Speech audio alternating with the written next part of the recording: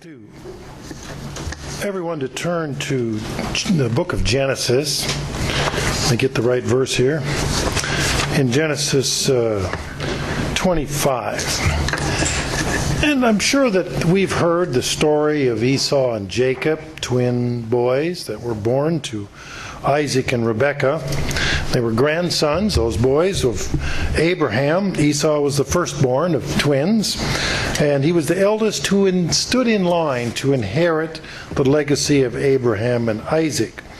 And as we read in Genesis 25, we find that Esau was an avid and accomplished hunter. He was a very self-assured man, and his father Isaac favored him. But unfortunately, Esau did not esteem or value the legacy or the birthright that he was to inherit from his father Isaac. So when we read in Genesis 25 and verse 29, in Genesis 25 and verse 29, and Jacob, and I have the King James Version here, and Jacob sowed pottage, and Esau came from the field, and he was faint. Verse 30, and Esau said to Jacob, feed me, I pray you, and with that some red pottage, for I am faint. Esau was very hungry. He had been out, and it says he was a hunter. We can presume that he was out hunting. It says he came from the field. And the red pottage is a lentil. It's a legume. It's a type of, similarly, we have lentils today. They're a type of legume such as a bean. And according to the Davis Dictionary of Bible and Smith's Bible Dictionary, and I looked in today's Dictionary of the Bible, these red pottage or lentils are commonly used in the Mideast, even today, as a common food. Well, Jacob knew how to prepare those foods, and it was very savory. The pleasant odor of the beans were simmering in the pot must have been very alluring to the famished Esau. Now, I will admit, I like beans. They're one of my favorite foods. And of course, those beans or lentils are a legume. And of course, we here eat more beans of that same food family. And those legumes means that they take into their roots, those plants, take nitrogen from the air and they put it into the plant, and it has little nodules, little bumps on the roots.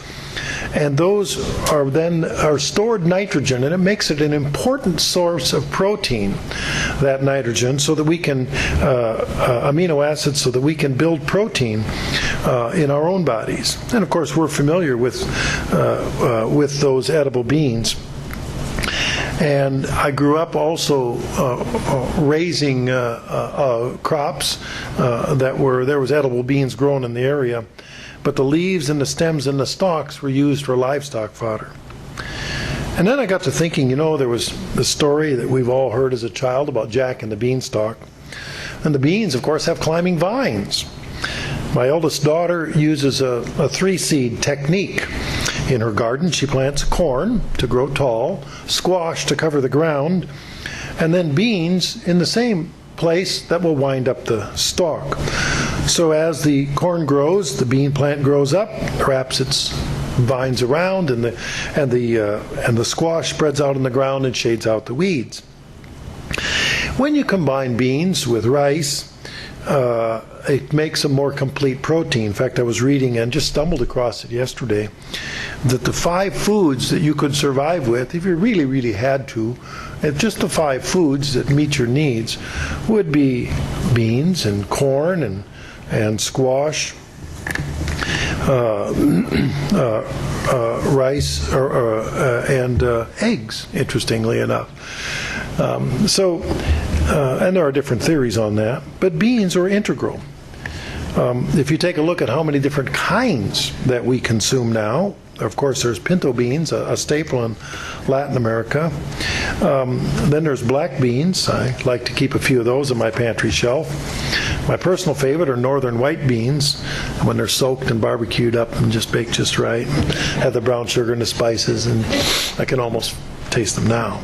And then there's, of course, the little navy beans and lima beans, the ones that you ate because your mother said you had to.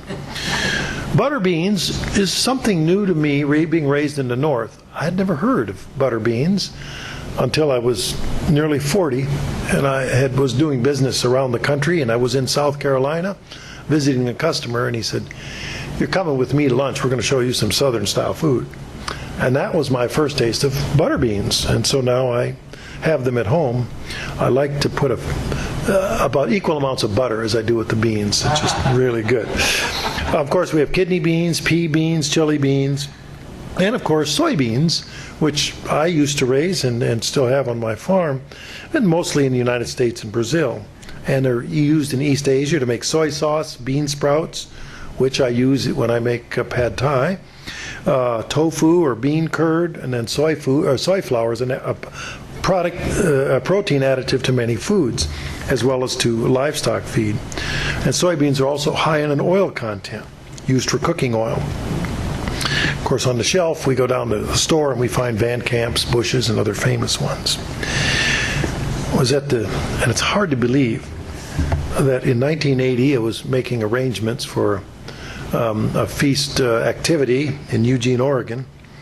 And there was an old fellow up in the Coburg Hills named Chris Cogletti. He was old because, well, he was 80 years old at the time, and I thought that was just really, really something. And the closer I get to it, it's not as old anymore.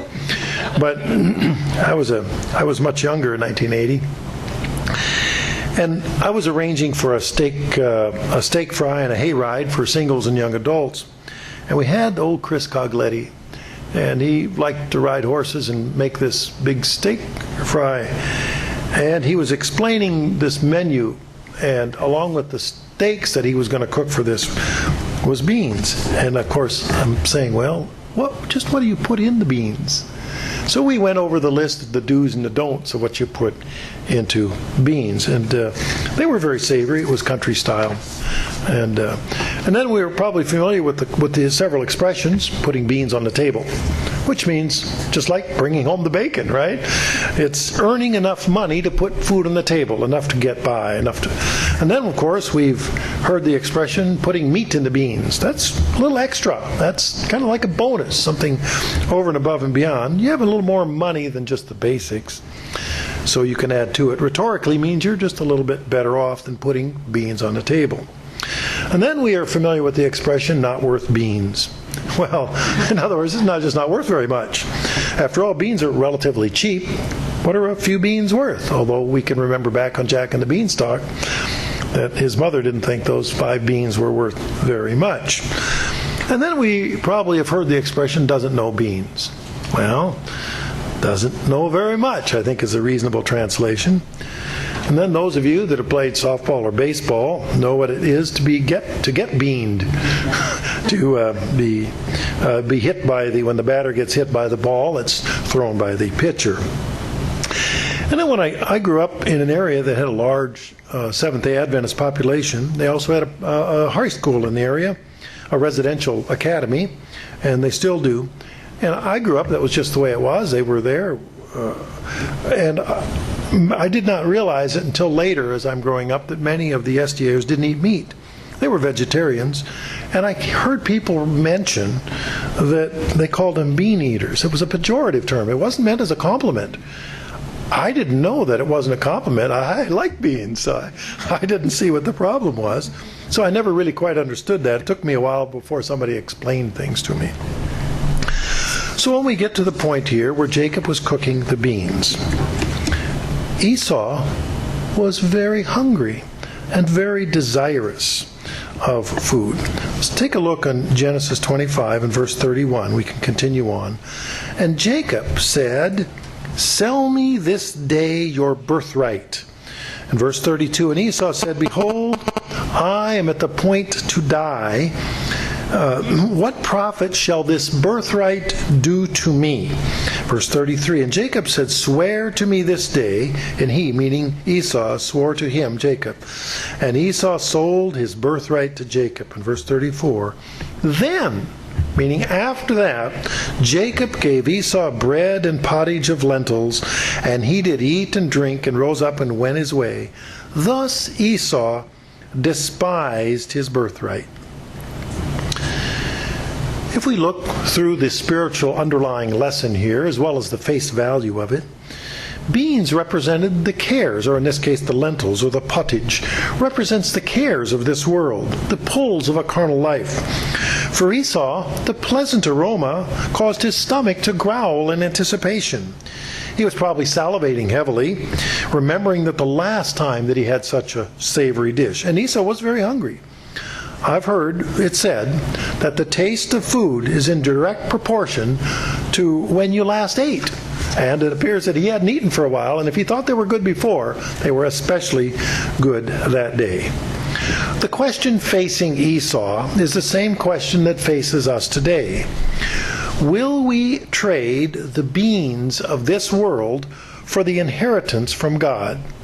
Esau was hungry, and he did. We take a look at Hebrews 11 and verse 25. Hebrews 11, verse 25. There's a principle here that we must add to help us answer that question. Will we trade the beans of this world for the inheritance from God? In Hebrews 11:25, choosing rather to suffer affliction with the people of God than to enjoy the pleasures of sin for a season. In other words, making choices, making the right choices, and not just being overcome by the pleasures of this world. You see, Esau cared more for the temporal, for this world, than his inheritance, his spiritual inheritance, not to mention his physical inheritance. And he demonstrated it by taking his inheritance too lightly.